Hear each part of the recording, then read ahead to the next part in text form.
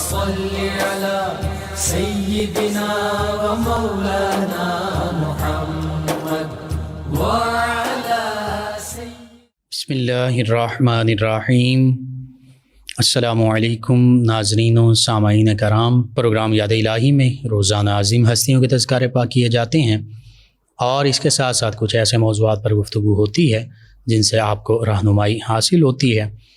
آج حضرت اورنگزیب عالمگیر رحمۃ اللہ تعالی علیہ، ایک عظیم منصف عادل نیک حکمران، ان کے ذکر خیر ہوں گے۔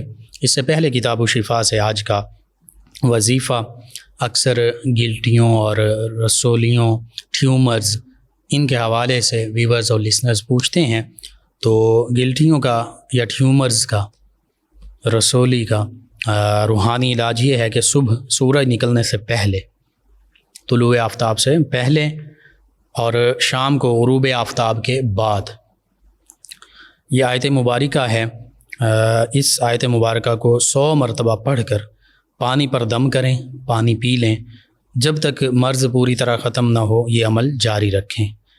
سب سے پہلے بسم اللہ الرحمن الرحیم پڑھیں گے، پھر آیت مبارکہ الف لام را تلک آیات الکتاب المبین، غالباً سورہ یوسف کی پہلی یہ آیت مبارکہ ہے۔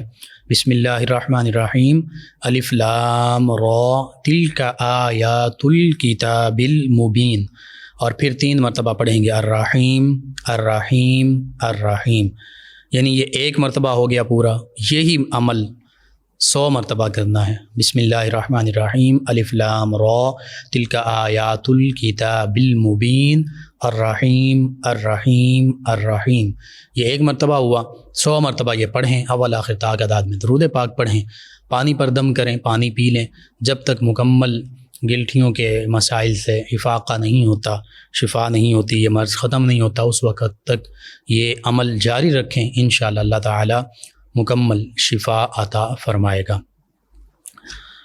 جی ناظرین و سامعین، اورنگزیب عالمگیر رحمۃ اللہ علیہ، اسلامی تعلیمات کو ہم دیکھتے ہیں تو اسلام غالب ہونے کے لیے ہے، اسلام مغلوب ہونے کے لیے نہیں آیا۔ حقیقت یہ ہے اسلام غالب ہے، غالب تھا اور غالب ہی رہے گا۔ ہاں، مسلمان بعض اوقات اپنے اعمال کی وجہ سے مغلوب ہو جاتے ہیں۔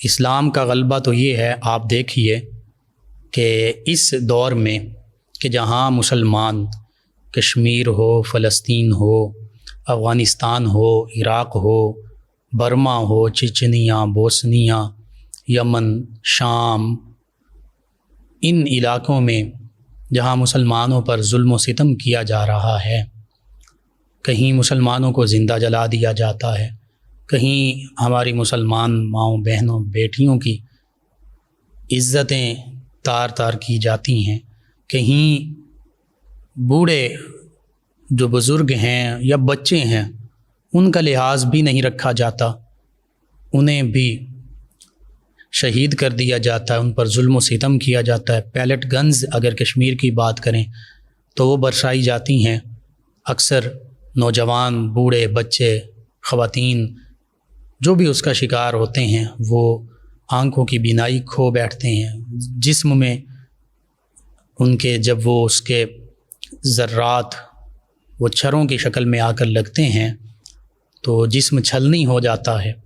فلسطین کی بات کریں، میزائلز جو ہیں وہ گھروں پر 10-10، 15-15 منزلہ رہائشی عمارتوں پر گرائے جاتے ہیں، تو اس میں درجنوں، بعض کا سینکڑوں ہمارے مسلمان بہن بھائی شہید ہو جاتے ہیں۔ وہ میں نے دیکھی ہیں ویڈیوز، آپ نے بھی دیکھی ہوں گی، فلسطینی بچے کہ جو شہید ہوئے اور ان کے جسم کے ٹکڑے ٹکڑے ہو گئے، لوتھڑے لوتھڑے ہو گئے، بعض کا جسم ٹکڑوں میں بٹ گیا، آنتیں باہر آ گئیں، ٹانگیں جو ہیں وہ شل ہو گئیں، اور ایسا سمجھیے کہ بس وہ منظر اتنا درد بھرے منظر ہوتے ہیں، مناظر ہوتے ہیں کہ مجبوراً انسان دیکھتا تو ہے لیکن دل جو ہے وہ دیکھنے کو نہیں کرتا۔ ایسے معاملات، اور پھر برما میں ہمارے مسلمان بہن بھائیوں کو زندہ جلایا گیا۔ عراق میں کیمیکل ویپنز کا بہانہ بنا کر عراق کے آئل کے سورسز، جو آئل کے ذخائر تھے، ان پر قبضہ کرنے کے حوالے سے وہاں پر جنگ برپا کی گئی۔ شام کے وہ بچے، اور وہ خاص بچہ جو یورپ کی جانب کشتیوں میں سفر کر رہے تھے، اور بس وہ کشتی الٹی، سبھی لوگ وہ سمندر کی نظر ہوئے، بچے کی میت جو ہے، لاش جو ہے، وہ سمندر کے کنارے آئی اور پڑی ہوئی ہے، کئی دن گزر گئے ہیں۔ یہ ایسے واقعات ہیں کہ دل حقیقت میں خون کے آنسو روتا ہے۔ ہم مسلمانوں کی غفلت، کوتاہی، پھر مسلمان حکمرانوں کے معاملات، یہ ہمارے سامنے ہیں۔ سوائے چند ایک ہمارے امت مسلمہ کے گنتی کے 2-4 حکمرانوں کے سوا، ہم خواب غفلت میں ہیں۔ لیکن مسلمانوں کا ایک ایسا عظیم دور بھی گزرا ہے، ماضی قریب میں گزرا ہے، کہ جس میں مسلمان خوشحال بھی تھے، مسلمان دنیاوی حوالے سے بھی ترقی کی منازل طے کر رہے تھے، اور دینی حوالے سے امام تھے، اور اسلام کی تعلیمات پر مکمل عمل پیرا تھے۔ نہ صرف ایک عام مسلمان بلکہ خود بادشاہ، خود حکمران، وہ بھی اسلام کی تعلیمات پر مکمل طور پر عمل پیرا تھا، اور نہ صرف عمل پیرا تھا بلکہ وہ اسلام کی تعلیمات کا پیکر تھا، اسلامی تعلیمات کا عالم تھا، مفسر تھا، محدث تھا، فقیہ تھا، حافظ تھا۔ کون؟ اورنگزیب عالمگیر رحمۃ اللہ تعالی علیہ۔ برصغیر پاک و ہند میں مغلیہ سلطنت کا عروج بھی آیا، پھر زوال بھی آیا۔ ہم صرف عروج، ظاہری ترقی کو سمجھتے ہیں، حقیقت یہ ہے کہ بندہ مومن کا جو عروج ہے اور ترقی ہے، زوال بندہ مومن کا بے زری سے نہیں۔ علامہ اقبال علیہ رحمہ نے فرمایا تھا، اور یہ حقیقت ہے، بندہ مومن کا زوال یہ نہیں کہ اس کے پاس مال و دولت نہیں ہے، اس کے پاس ظاہری آسائشیں نہیں ہیں، ظاہری ترقی نہیں ہے، بلکہ بندہ مومن کا زوال اس وقت شروع ہوتا ہے جب وہ اسلامی تعلیمات سے منہ موڑ لیتا ہے، آقا کریم صلی اللہ علیہ وآلہ وسلم کے فرامین سے منہ موڑتا ہے۔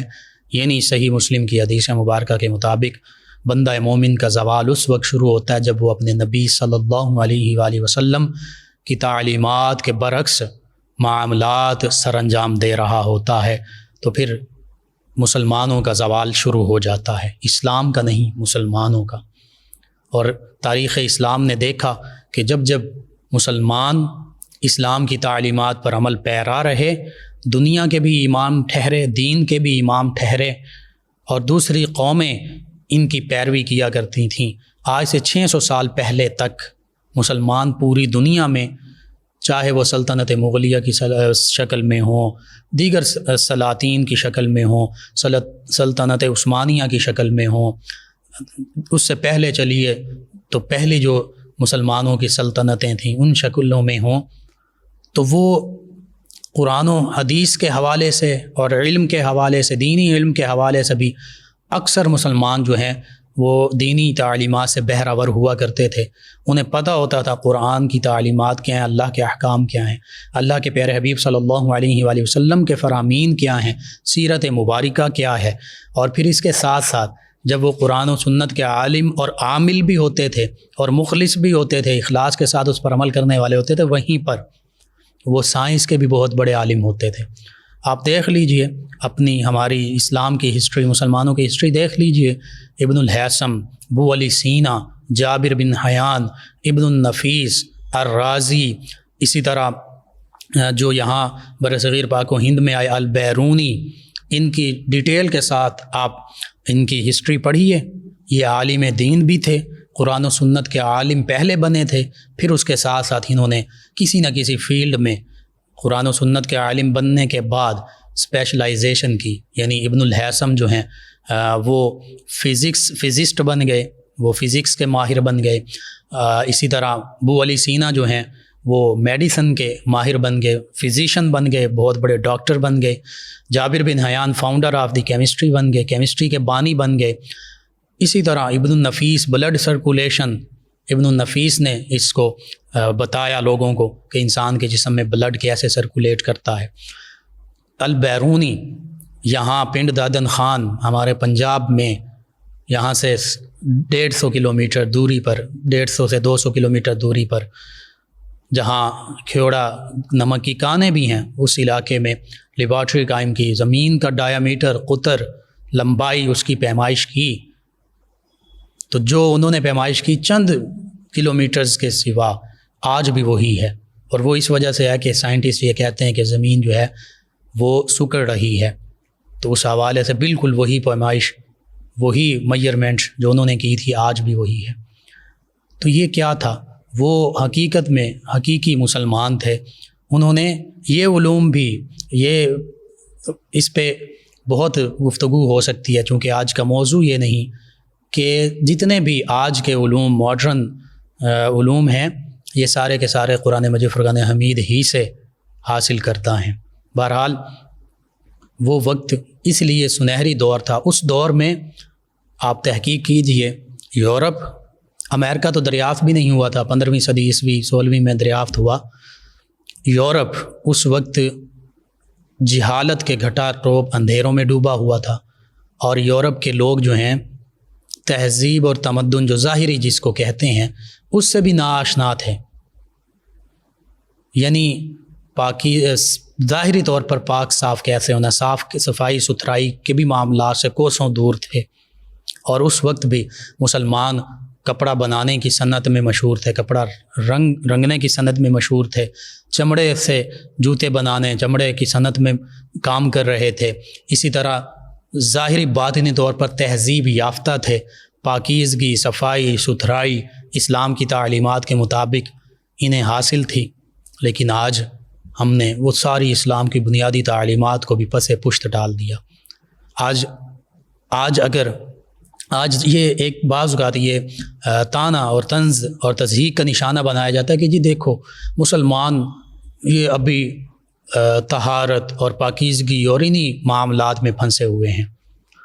اور چونکہ نبی کریم صلی اللہ علیہ وآلہ وسلم نے مدینہ طیبہ تشریف لا کر سب سے پہلے طہارت اور پاکیزگی کا طریقہ صحابہ کرام علیہم رضوان کو سکھایا تھا، جس پر یہود اور منافقین جو ہیں وہ استہزاء کرتے تھے، ہنستے تھے، لیکن حقیقت لوگوں کو نہیں معلوم کہ یہ پاکیزگی اور طہارت نہ ہو تو بندہ مومن اس کی کوئی عبادت جو ہے وہ کسی کام کی نہیں رہتی۔ یعنی اگر انسان مکمل پاکیزہ نہ ہو جسمانی حوالے سے، لباس کے حوالے سے، تو کیا وہ اس کی نماز ہوگی؟ نہیں ہوگی۔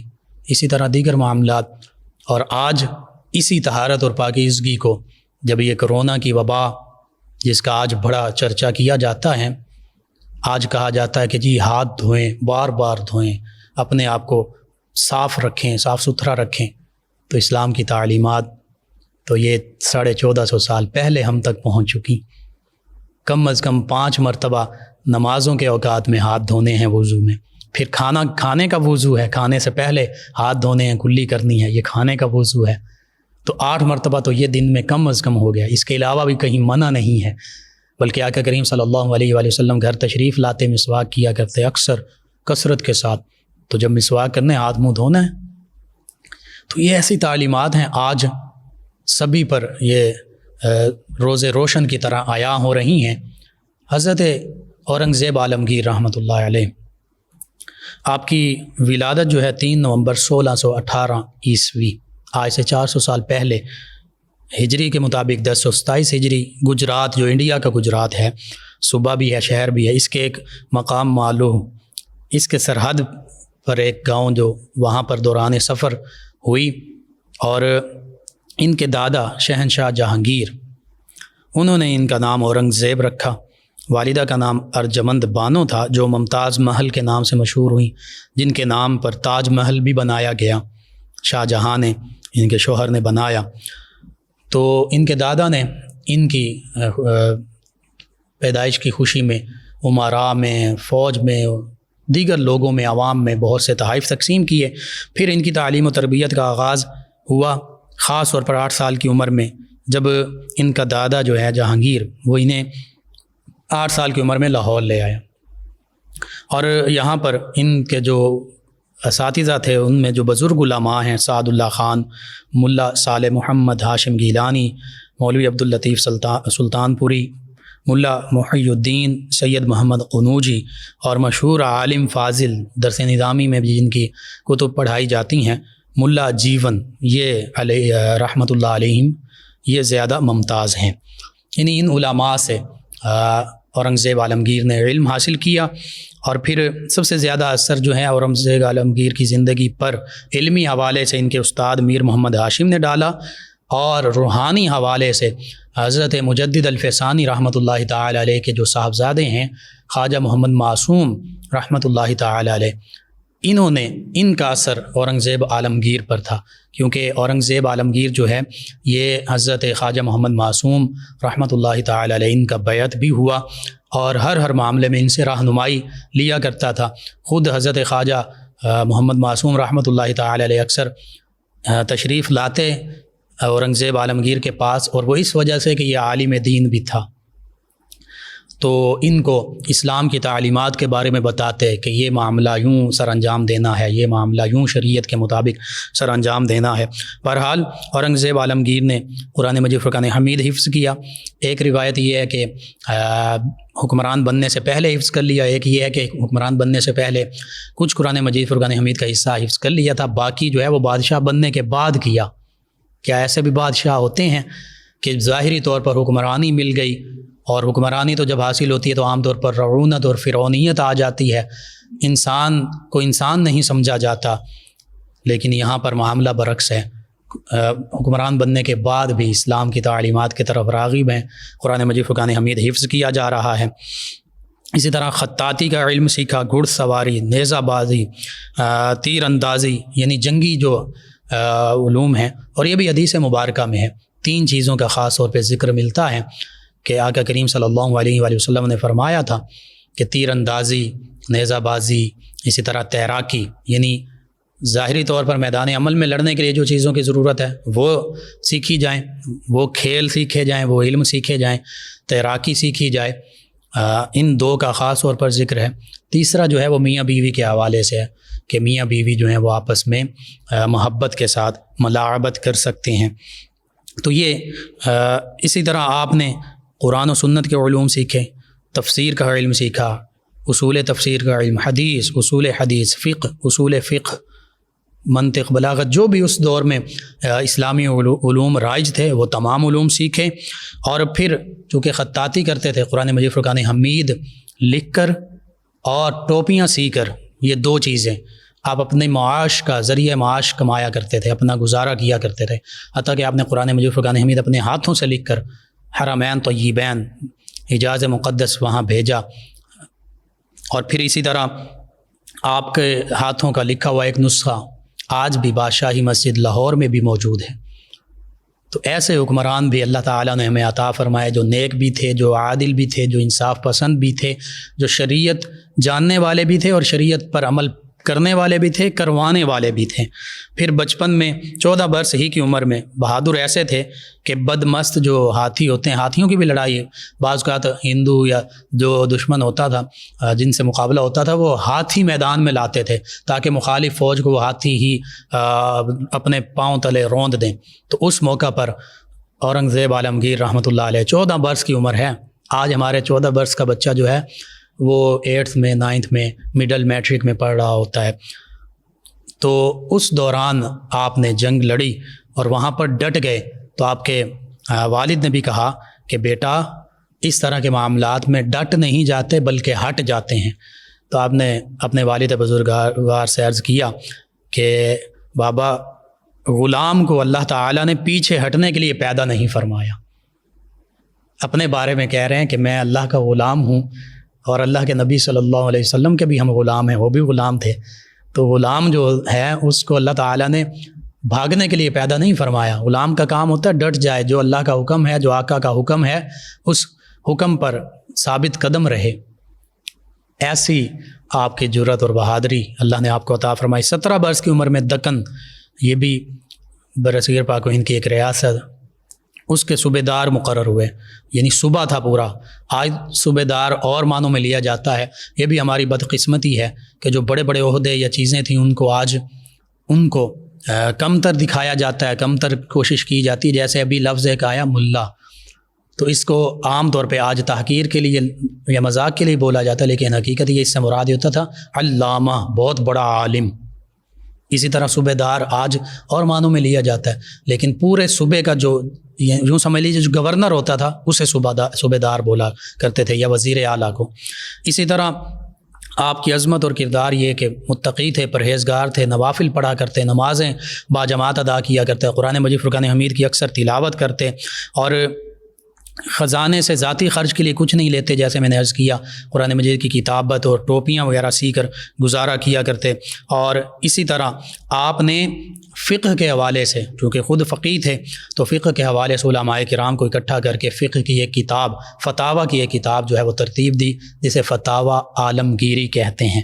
اور جو اس برصغیر پاک و ہند میں اسلامی فقہ کے حوالے سے، خصوصاً فقہ حنفی کے حوالے سے بہت بڑا کام ہے، یعنی جو مسائل پیش آتے تھے ان کی شرعی رہنمائی جو ہے قرآن و سنت کے حوالے سے فتاویٰ عالمگیری میں موجود ہے۔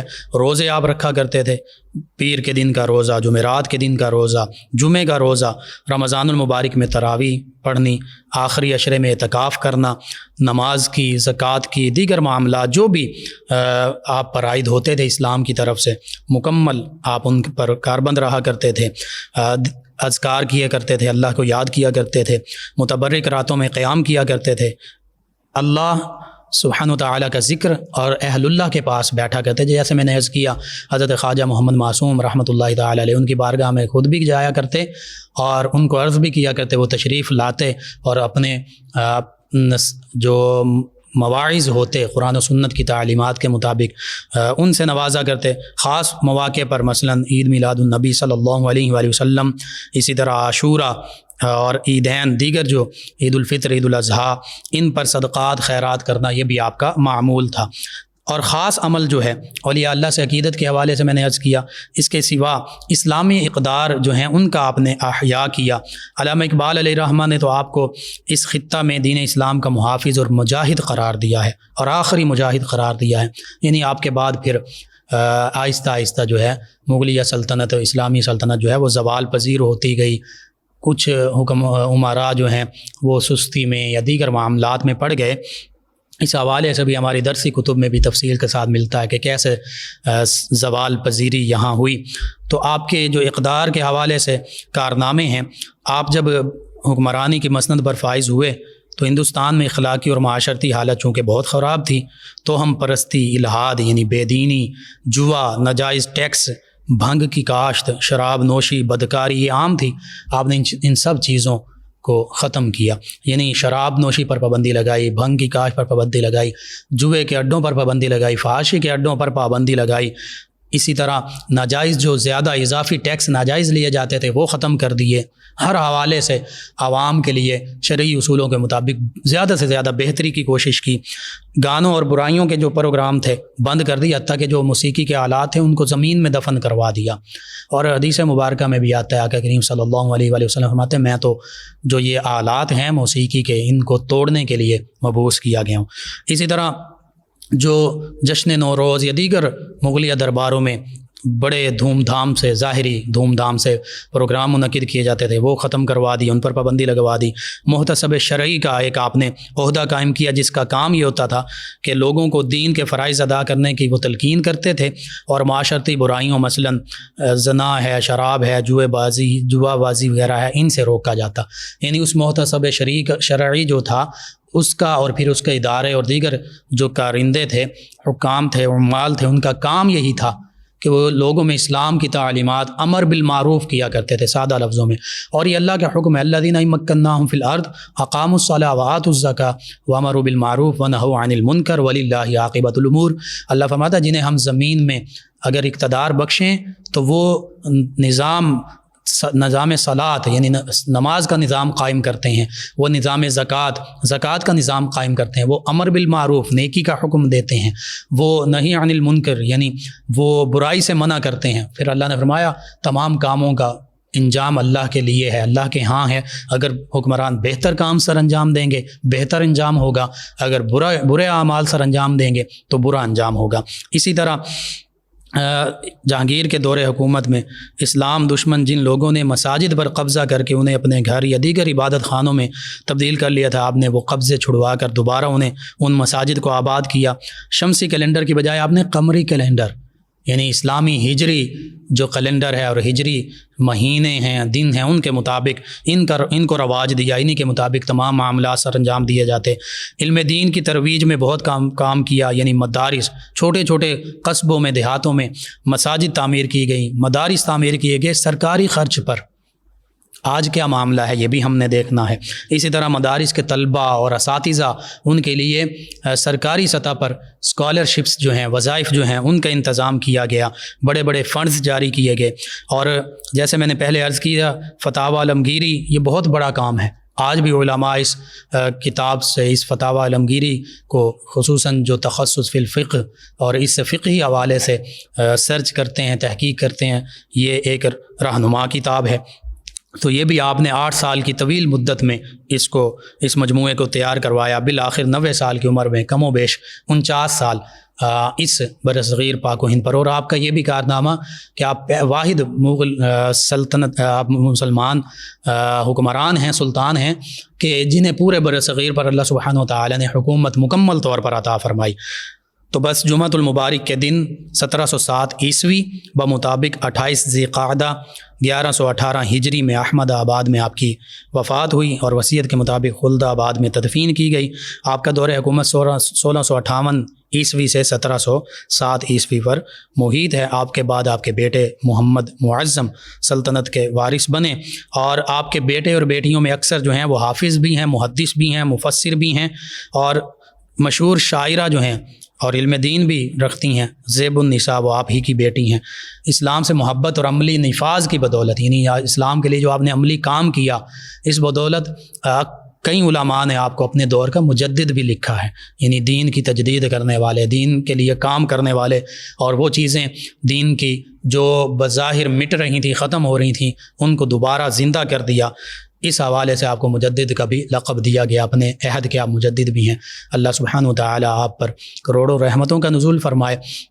اور آج ہمارے تمام اسلامی ممالک کے حکمرانوں کو آپ کی، اور پھر چونکہ آپ نے صحابہ کرام اور نبی رحمت صلی اللہ علیہ وآلہ وسلم کی پیروی کرنے کی کوشش کی، تو اس حوالے سے آپ کا پیروکار بنائے، اور ہمارے حکمران دیکھیں کہ ہمارے اسلاف، ہمارے سلاطین نیک، عادل، منصف، باشرہ وہ کیسے تھے، انہوں نے کیسے سلطنت کا نظام چلایا، اور ایسے خصوصی سے چلایا کہ نہ صرف مسلمان بلکہ ہندو وہ بھی انصاف کی داد دیا کرتے تھے، کسی پر کبھی ظلم نہیں کیا، ناجائز ٹیکس کا بھی ذکر کیا، ناجائز کوئی ایسا معاملہ نہیں روا رکھا کہ جو ظلم کے زمرے میں آئے۔ اللہ سے دعا اللہ تعالی ہمیں پورے اسلامی ممالک کو، تمام اسلامی ممالک کو، اسلامی سلطنتوں کو ایسے نیک، عادل، منصف، باشرہ حکمران عطا فرمائے، آمین۔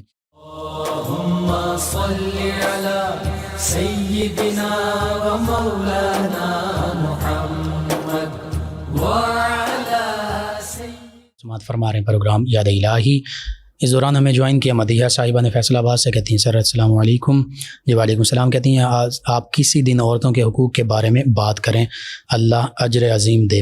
جی پچھلے ہفتے میں ہم نے عورتوں کے مالی حقوق پر بات کی تھی، آپ یوٹیوب چینل سے وہ پروگرام دیکھ بھی سکتی ہیں، سن بھی سکتی ہیں، اور انشاءاللہ دوبارہ بھی بات ہوگی۔ 2-3 پروگرامز ہم نے کیے ہیں اس حوالے سے۔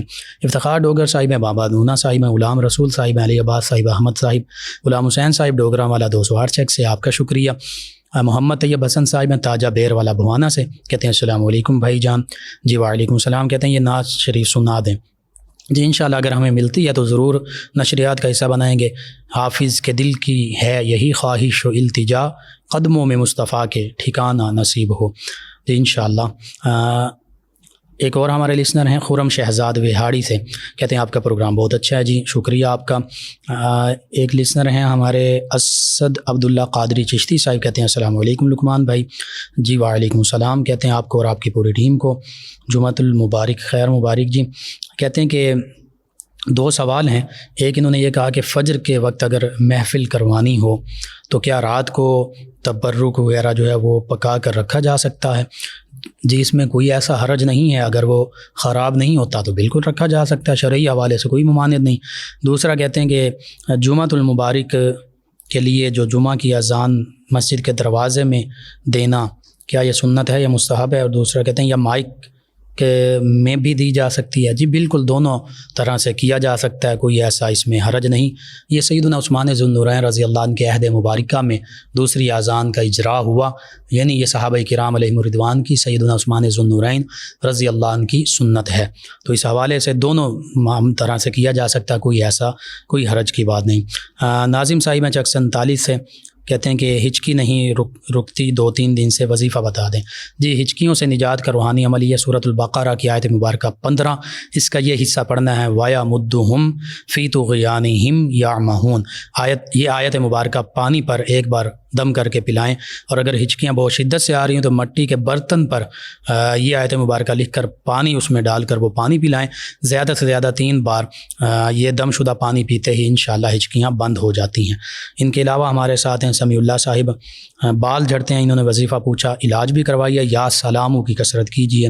محمد اویس صاحب ہیں، حسن صاحب ہیں، ثنا صاحبہ ہیں، کہتے ہیں السلام علیکم، آپ کا پروگرام بہت اچھا ہے جی، شکریہ آپ کا۔ صفدر علی صاحب ہیں، انہوں نے ذکر کیا گھر سے بچوں کے کپڑے اور پیسے غائب ہو جاتے ہیں، کوئی وظیفہ؟ جی سورہ بقرہ 140 دن لازمی پڑھیں، دوسرا صبح شام سورہ فاتحہ، آیت الکرسی، چاروں قل 3 مرتبہ پڑھیں، والآخر تا تعداد میں درود پاک پڑھیں۔ ایک اور ہمارے لسنر ہیں، انہوں نے اپنے خواب کا ذکر کیا ہے، آپ کا خواب جو ہے وہ مکمل سمجھ نہیں آیا، آپ دوبارہ لکھیے، انشاءاللہ آپ کے سوال کا جواب میں ضرور عرض کر دوں گا۔ جی ناظرین و سامعین، آپ کا شکریہ کہ آپ اپنے فیڈ بیک سے ہمیں آگاہ کرتے ہیں، پروگرام یاد الہی کا حصہ بنتے ہیں۔ پروگرام یاد الہی کا وقت ختم ہوا چاہتا ہے، انشاءاللہ کل صبح دوبارہ آپ سے ملاقات ہوگی۔ پروگرام یاد الہی میں اپنے میزبان محمد لقمان رضا اور ہماری ٹیم کو اجازت دیجیے، اللہ نگہبان۔ اللہم صل علی سیدنا و مولانا